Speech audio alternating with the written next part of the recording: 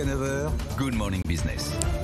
7h45 sur BFM Business et sur RMC Découverte. Jean-Claude Maillard est avec nous, président de Figeac Aéro. Bonjour, vous revenez de loin Jean-Claude Maillard. Vous avez publié vos résultats hier soir après bourse. Réduction de la perte nette au premier semestre de l'exercice décalé. Ça va mieux, les cadences reprennent, le secteur aérien repart. On le dit tous les jours avec Christophe, presque plus que ce qu'on aurait attendu. Vous faites ouf. Oui, ça va mieux. Ça va mieux, les compagnies aériennes gagnent de l'argent, ont des perspectives d'augmentation de parts de marché significatives. De plus, elles ont des avions qui consomment toujours pas mal et qu'elles veulent remplacer. Donc entre l'augmentation de volume et l'amélioration de la qualité de leurs avions fait qu'elles achètent beaucoup d'avions. Et c'est super, on est un petit peu à la peine pour fournir.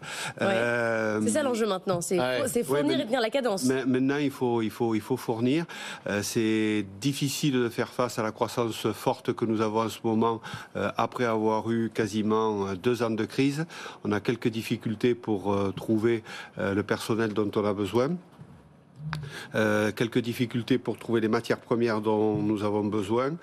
Tout ça sous fond d'inflation qui tend un petit peu les marges avec l'augmentation de nos prix de revient et pas toujours l'augmentation de nos prix de vente. Et vous avez quand même augmenté votre taux de marge de 10%. Hein. Oui, non, mais le niveau de marge devient correct. Ah bon, on n'a pas encore retrouvé le niveau que nous avions avant la crise, mais on le retrouvera. Le retrouvera. Est-ce que ça va pas trop vite, justement? Parce que quand on voit le patron d'Airbus avec l'or, il nous dit mes sous-traitants derrière, ils n'arrivent pas à fournir. Moi, j'arrive pas à obtenir les cadences que je voudrais.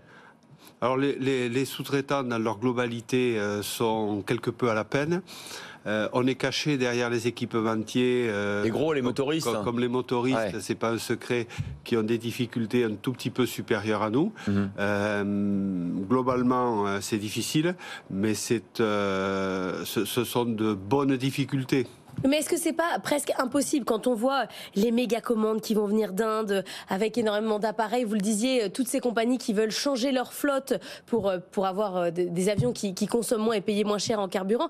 Vous dites pas ça va pas trop loin, dites pas stop, on n'arrivera pas à suivre, ne montez pas le niveau des commandes. Non. Je pense que l'industrie aéronautique a toujours été rythmée par les crises.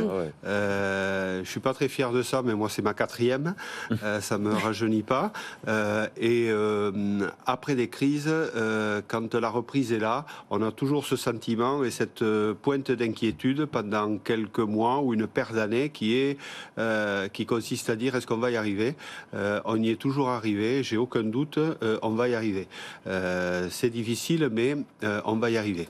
Vous avez bénéficié d'un plan de restructuration financière assez lourd, avec des PGE, avec l'entrée dans le capital du fonds de Marwan Laoud. Est-ce que vous êtes sorti d'affaires financièrement? Est-ce que vous générez suffisamment de cash libre pour rembourser vos créanciers et vous maintenir à flot? Oui.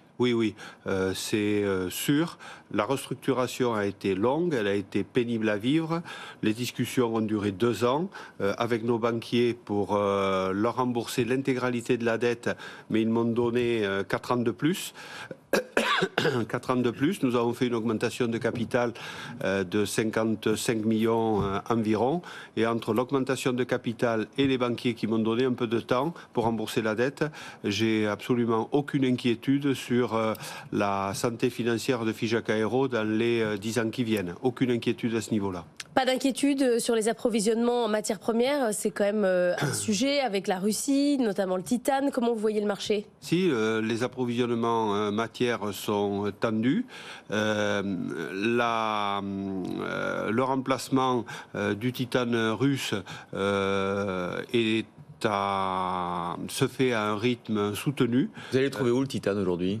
On le trouve aux États-Unis, on le trouve en France, en partie, et on a suffisamment d'informations aujourd'hui pour être serein. On remplacera le titane russe. Alors l'autre tension sur les approvisionnements, c'est sur les talents. D'abord parce que effectivement, vous devez maintenant monter en puissance et retrouver les ingénieurs, les techniciens, les ouvriers dont vous avez besoin. Et puis, est-ce que vous pâtissez d'une sorte de flag shame? Est-ce que les jeunes ingénieurs aujourd'hui ont envie d'aller dans une industrie qui est encore carbonée, qui fait des efforts, mais qui est encore carbonée? La consommation d'un avion, la consommation ramenée aux passagers est à peu près celle d'un vélomoteur. Hein. Donc quand vous venez au boulot avec votre Solex, vous ne vous sentez guère coupable. Donc il ne faut pas culpabiliser de prendre l'avion. Un avion ne consomme pas plus qu'un vélomoteur. Ce qu'il y a, c'est qu'il va plus loin et donc globalement il consomme plus. Mais nous sommes dans une telle dynamique pour remplacer cette technologie qui certes dégrade la qualité de l'air. Je pense qu'à partir de 2035 on va y arriver. Ouais. Donc les jeunes ingénieurs n'hésitent pas pour s'engager dans l'aéronautique. Il n'y a pas de souci à ce niveau-là.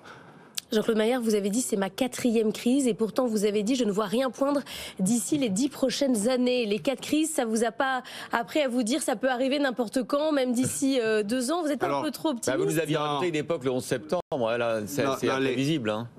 L'expérience que j'ai des crises, c'est que quand on est en phase de reprise, ce qui est le cas en ce moment, rien ne peut rompre ou même égratigner la reprise qu'on voit après 2 ans de difficultés. Ouais.